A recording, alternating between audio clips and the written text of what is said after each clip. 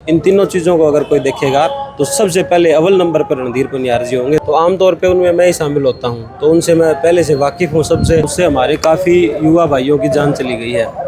तो इसमें से प्रशासन 25 साल से मैं जैसे कि बता रहा हूँ, हम तो लगातार हल्के में रहते हैं, हमारा तो कभी भी। जय हिंद दोस्तों, नमस्कार। चुनाव प्रचार का आखिरी दिन और सभी उम्मीदवार अपना अपना जोर लगा रहे। उसी कड़ी में जो नलवा हलके के प्रत्याशी हैं उनके सुपुत्र हमारे साथ है भूपेंद्र जी। बात कर भाई साहब, क्या कहेंगे, डोर टू डोर जा रहे हैं, कैसा प्यार मिल रहा है? बहुत ज़बरदस्त जन समर्थन मिल रहा है जी, और निसंदेह चुनाव जीत की तरफ बहुत ही बढ़िया हमारा चल रहा है। तो क्या कह रहे हैं, लोगों को क्या समझा रहे हैं? समझाने की ज़रूरत ही नहीं है जी, वो पहले से पिताजी के व्यवहार से वाकिफ़ हैं। पिछले 20-25 साल से वो लगातार हल्के में एक्टिव हैं। पहले ये हल्का नलवा तो 2009 में बना है हमारा, उससे पहले आदमपुर का हिस्सा होता था हमारा काफ़ी गांव। तब से वो भजनलाल जी के साथ एक्टिव रहे हैं। और रणधीर जी किसान आदमी हैं, किसानों की दिक्कतों को भी समझते हैं। शहरी क्षेत्र में भी वो रहे हैं, कॉलेज पॉलिटिक्स में भी उनका योगदान हमेशा रहा था। तो शहरी और ग्रामीण हर तरह की समस्याओं से भी वो वाकिफ़ हैं, और उनका निदान कैसे करना है वो तजर्बा उनका पिछले राजनीतिक घरानों से जुड़े होने की वजह से है। तो अभी एक मोड़ लगने की देरी है, उसके बाद सारे काम तीव्र से विकास के होंगे। पूरा नलवा हलके में आप गए हो तो क्या लग रहा है अभी फिलहाल जो आप मुकाबला कहाँ देखते हैं अपना? हल्के में देखो जी, ज़बरदस्त माहौल है। आमतौर पे भारतीय जनता पार्टी शहरी क्षेत्र में मजबूत बताई जाती है, सभी कहते हैं, लेकिन हमारे तो गाँव भी शहर से ज़्यादा वोट देने लग रहे हैं। आपके पिताजी तो है लगे हुए हैं, लेकिन आप प्रचार में हैं, तो क्या लग रहा है, युवा पूरा साथ में आने वाला है? युवा बहुत पूरा सहयोग दे रहा है। इसका कारण ये भी है कि जब भी युवाओं का कोई फंक्शन होता है तो आमतौर पे उनमें मैं ही शामिल होता हूँ। तो उनसे मैं पहले से वाकिफ़ हूँ, सबसे घुला मिला हुआ हूँ। वो अपनी दिक्कतें परेशानी मेरे को ज़्यादा बेहतर बता पाते हैं बजाय पिताजी के, क्योंकि एक एज ग्रुप का उनका डिफरेंस है, इसलिए वो मेरे से खुल के बात करते हैं और मैं भी उनकी आवाज़ जो है खुल के बुलंद करता हूँ पिताजी के सामने। पहले पीएम की रैली, कल सीएम की रैली, क्या लग रहा है, इससे माहौल में जो चेंजिंग आई इससे फर्क पड़ा? जब से चुनाव अनाउंस हुआ है और आज तक लगातार अपने जो वोट है ना वो बढ़े हैं जी। एक भी आदमी अपना यहाँ छोड़ के नहीं गया। लगातार जन समर्थन की बढ़ोतरी हो रही है, क्योंकि कारण ये है कि युवाओं की जो रोज़गार की बात है उन पर मैं खुल के बोलता हूँ कि युवाओं को रोज़गार के अधिक से अधिक स्कोप दिए जाएंगे, चाहे वो सरकारी नौकरियां हो या फिर प्राइवेट उद्योग धंधे विकसित करके उनमें युवाओं को अवसर दिया जाएगा। महिलाओं की सुरक्षा की बात है, उन पे भी मेरी सिस्टर भी और मेरी माताजी भी लगातार उनको समझाती भी हैं और लगी हुई हैं। और बुज़ुर्गों के सम्मान की बात है तो वो तो वैसे ही आप अगर पनियार गाँव में जाके देखोगे तो हमारा परिवार का देखो चाहे गाँव का देखो, बुज़ुर्गों का वैसे भी सम्मान रहता है। और सम्मान निधि योजना के तहत जो बात है वो भी हमारी सरकार जो है लगातार उस योजना को बढ़ावा दे रही है।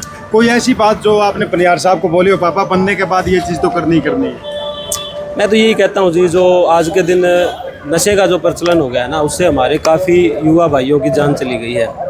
तो इसमें चाहे प्रशासन की ढिलाई है या फिर कुछ अराजक तत्व ऐसे हैं जो इस काम को बढ़ावा दे रहे हैं, उन पे नकेल कसने के लिए मैं ऐसा कहता हूँ। क्योंकि हमारा युवा शिक्षित होगा, सशक्त होगा तो अच्छे भारत का निर्माण होगा। इसलिए मेरी तो यही प्रार्थना है कि युवाओं के शिक्षा पे पूरा ध्यान देना है और सख्ताई के साथ से पुलिस प्रशासन के लोग भी अगर किसी से मिले हुए हैं गलत आदमियों से तो उन पे भी नकेल कसनी है।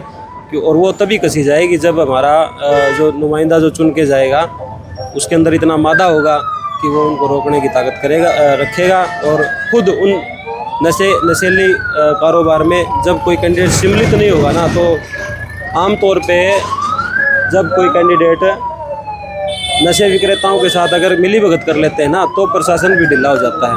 तो हमारा पहले से ही इरादा है, हमारे परिवार में खुद नशे से दूर रहते हैं तो कोई दिक्कत नहीं रहेगी। नशे को जड़ से ख़त्म करना हमारा प्रथम ध्येय रहेगा। समय बहुत कम मिला था, क्या लग रहा है पूरा नलवा हल्का कवर हो गया? ऐसी कोई बात नहीं है, तो नहीं है? ऐसी कोई बात नहीं है। पिछले 20-25 साल से मैं जैसे कि बता रहा हूँ, हम तो लगातार हल्के में रहते हैं। हमारा तो कभी भी चुनाव अनाउंस हो जाए हम तैयार रहते हैं। कोई ये तो नहीं बोल सकता कि भाई आए नहीं हमारे से वोट मांगे। देखो जी, कोई अगर जानबूझ के जिसने नाराज होना हो ना वो तो 100 बहाने बना सकता है। अदरवाइज रणधीर जी और उनका परिवार लगातार पब्लिक में रहा है, कोई चुनावी सीजन में नहीं, बिना चुनावों के भी। जब अब चुनाव हो जाएगा संपन्न उसके बाद भी हम तो ऐसे ही रहेंगे। पीछे 2019 में चुनाव लड़ा था पिताजी ने, उसके बाद दूसरे कैंडिडेट तो अब 1 साल पहले एक्टिव हुए हैं। हम तो लगातार हल्के में रहे हैं, चाहे हार हुई हो चाहे जीत हुई हो। एक दिन बचा वोट डालने में, क्या अपील करना चाहिए? क्या अपील यही है जी, ऐसे उम्मीदवार का चुनाव करो जो युवाओं के रोज़गार सर्जन पे ध्यान दे, किसानों की जो खाद और पानी की दिक्कत है उनको मिटाने पे अपना ध्यान फोकस रखे, महिलाओं के सशक्तिकरण और बुज़ुर्गों के सम्मान का ध्यान रखे, और बाकी जो मूलभूत ज़रूरतें हैं बिजली, पानी, सड़कें, इन पे तो हम 100% ध्यान रखेंगे। तो पब्लिक से यही अपील है, एक ईमानदार आदमी का चुनाव करो जो लगातार पिछले 3-4 पीढ़ियों से समाज सेवा में जुड़ा हुआ है, उस आदमी का चुनाव करो, अपने हलके के कैंडिडेट का चुनाव करो। इन तीनों चीज़ों को अगर कोई देखेगा तो सबसे पहले अव्वल नंबर पर रणधीर पनियार जी होंगे, दूसरा नाम ही उनके दिमाग में नहीं आएगा। धन्यवाद। रणधीर पनियार जिंदाबाद।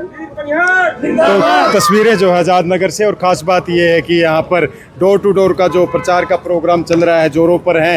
हर प्रत्याशी जो अपना अपना जोर लगा रहा है और जीत के दावे कर रहा है, लेकिन नज़दीक है दिन। कल 4 और परसों 5 तारीख को वोट डाल दिए जाएंगे और 8 तारीख को रिजल्ट आ जाएगा। फिर पता लग जाएगा कि किसके नसीब में थी एमएलए की जिम्मेवारी, या फिर कह सकते हैं कि एमएलए की राजगद्दी। उसके लिए हम करेंगे इंतज़ार। तब तक के लिए जय हिंद, जय भारत।